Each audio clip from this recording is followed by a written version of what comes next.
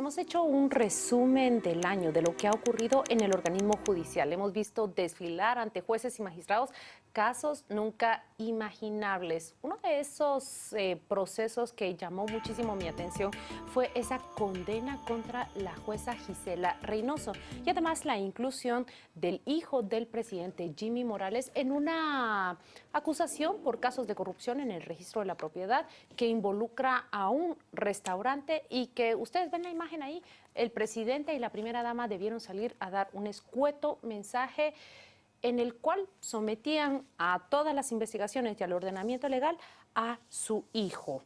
Juan Manuel Morales Marroquín es acusado de solicitarle a su tío, Sammy Morales, que le facilitara una factura a fin de que la madre de la novia, en ese momento del hijo del presidente, pudiera facturar unas canastas al registro de la propiedad. Anabela de León era entonces la registradora y este caso se encuentra aún bajo investigaciones, pero en el 2017 habremos de ver cuáles son los resultados.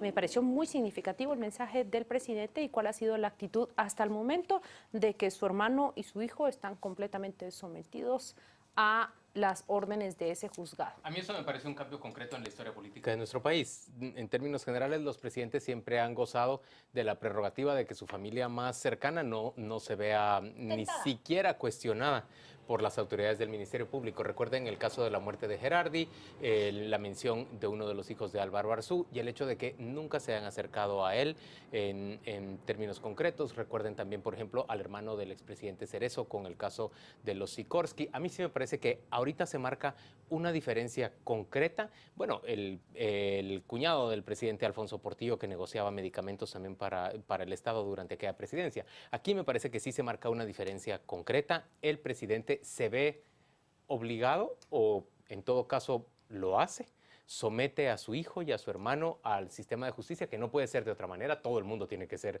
igual en una democracia y, por supuesto, sufre un desgaste grande en términos políticos, en términos jurídicos. Se trata ya de una presidencia que no es vista con los mismos ojos si el presidente, que no lo es, deja de ser suficientemente solidario, fuerte y animoso para impulsar la reforma a la justicia y para impulsar la lucha contra la impunidad.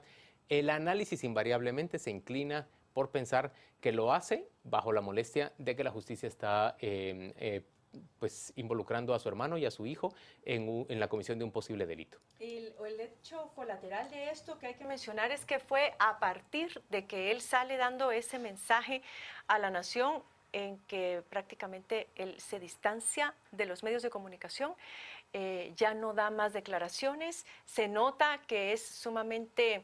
se siente sumamente incómodo cada vez que se le cuestiona y eso ha sido un error, creo yo, garrafal a nivel de gobierno. No solamente que él debiera de asumir. Yo creo que él tendría que diferenciar muy bien las cosas. Uno es el hecho del caso en el cual está involucrado su hijo y si él en un momento dijo sobre esto yo no voy a hablar más, lo voy a decir ahora y es la última vez que lo voy a mencionar y sobre esto no me voy a volver a pronunciar, pues debió haberlo dejado ahí, pero Carmen, eso no quiere decir que no pueda opinar o no pueda informar o dar las respuestas necesarias a otros temas de interés nacional. Pero permíteme ahí que juegue el otro papel. ¿Qué pasaría si el presidente empieza a declarar y sus declaraciones se orientan, obviamente, a exculpar, a defender o a proteger a su hijo? Porque él entonces creo que la reacción sería más de grave. Decir, miren, no voy a opinar sobre este caso, pero si le preguntan TCQ, si le preguntan otro tipo de cuestiones, como digo, de interés nacional, no se vale que él ya no quiera dar la cara a los medios de comunicación. Miren, dejemos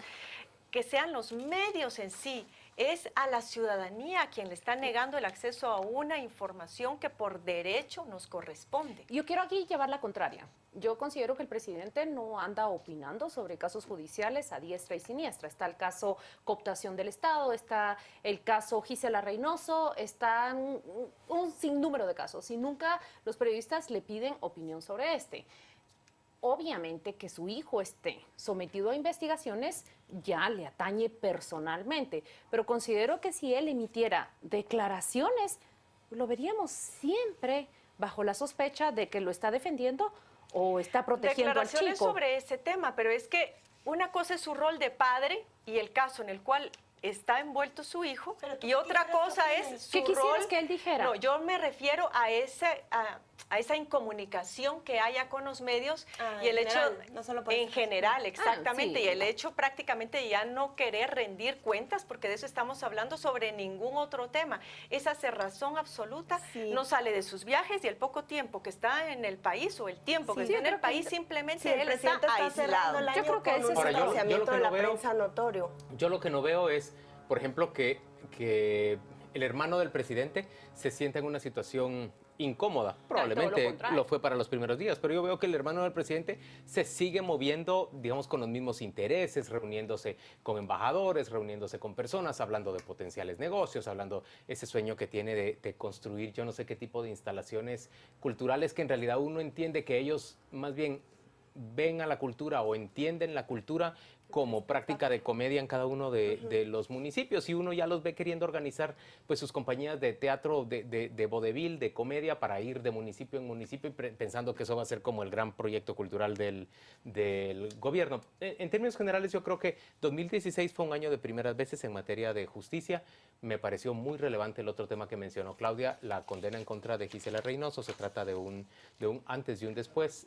Una juez que según lo han dictaminado se enriqueció en la práctica de su judicatura y es una auténtica vergüenza. Pero el gran caso... 2017 es la prueba de fuego para ese sistema de justicia que tuvo este año sus primeras veces. Y son los casos de alto impacto que se prevé van a entrar a juicio, van a empezar el debate oral y público. La línea, negociantes de la salud, bufete de la impunidad. Eso creíamos que iba a ser el 2016. A mí me preocupa que Pero creíamos que, de acuerdo con los están plazos, agendados para 2017. Y el de cooptación, aspiremos a que entre a etapa intermedia, si es que da tiempo. Yo lo que Pero veo es que el por lo caso- menos tenemos línea, Cooptación del Estado. cooptación pasa intermedia nada más, eso no va a avanzar gran cosa. A ver, yo presento el que para mí es el gran caso judicial del año y ese es el de cooptación del Estado.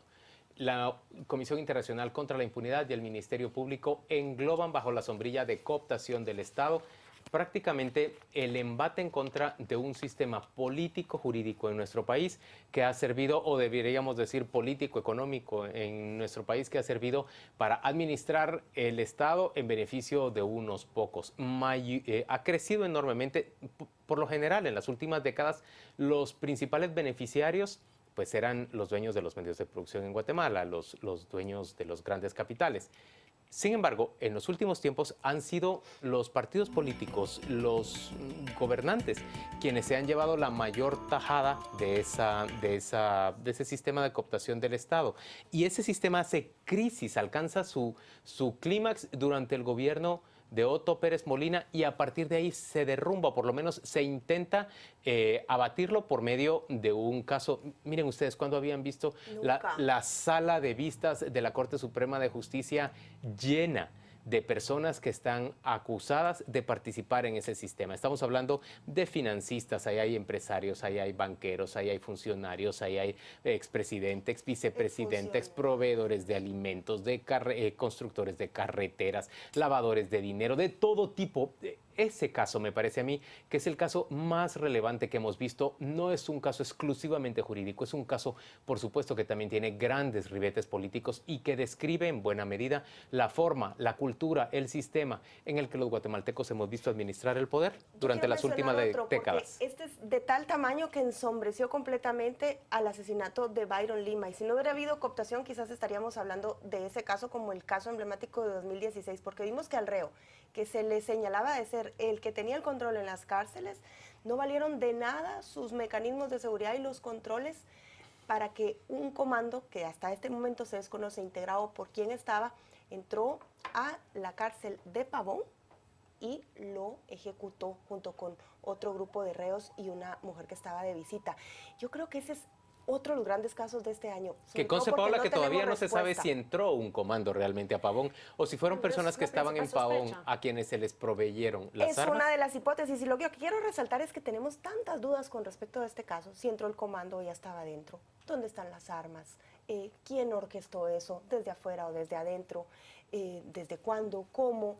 y sobre todo cómo desaparecieron todas esas pruebas. A mí me parece que 2017 nos tiene ese pendiente de que avance esa investigación y sepamos más información de la muerte de este hombre que se creía que era intocable. A mí me llamó mucho la atención cómo llamó Edgar Gutiérrez, columnista del diario El Periódico, al asesinato de Byron Lima y al caso en sí, la madre de todas las batallas, le llama a él en una de sus columnas y hace un análisis que en realidad es un gran crimen, es el gran crimen que se desarrolla, que se ejecuta durante el primer año de gobierno de Jimmy Morales y que ese son es el gran crímenes crimen y el otro es el gran caso de corrupción, ¿no? Claro, ¿Creen que hay y un que son sobredimensionamiento de parte de Edgar Gutiérrez a partir de su relación con el caso Gerardi y el hecho de que Lima estaba acusado por el caso Gerardi? Pero yo creo que habría que ver por qué razones lo califica así. No se refiere necesariamente al caso de Gerardi y Edgar Gutiérrez cuando lo llama como madre de todas las batallas. Él más bien apunta a que es un gran crimen que ocurre durante el primer gobierno el primer año de gobierno de Jimmy Morales. Y las razones que él detalla son crímenes que usualmente necesitan el apoyo, la colaboración de agentes estatales, sean niveles medios o niveles mayores. Y esa es justamente la prueba de la investigación. ¿Por qué lo dice él? Es que para entrar las armas o para ingresar como comando, cualquiera que sea de las hipótesis, tiene que existir un soporte estatal que no solo está en los guardias que se emborrachan con los prisioneros, sino que tiene que ser superior. Entonces señalaba él allí que deberían de existir, digamos, grandes cargos o niveles que podrían estar involucrados. Por eso es la madre de todas las batallas. Yo quisiera referirme al tema de lo que veíamos, esa fotografía de la sala de audiencias completamente llena. ¿Qué es lo que nos dice ahí? Prácticamente es una fotografía de lo que como sociedad esto ha sido durante muchísimos años y veíamos sentados ahí empresarios, personas ligadas al sector financiero de este país, funcionarios públicos, que como bien decía Juan Luis, se han movido dentro de la informalidad de la política. Discursivamente, generalmente se acepta que hay un Estado de Derecho, se ha apelado a que tienen que haber reglas claras, a la certidumbre para la inversión, etcétera, etcétera. Es decir, hay un reconocimiento tácito a las reglas formales.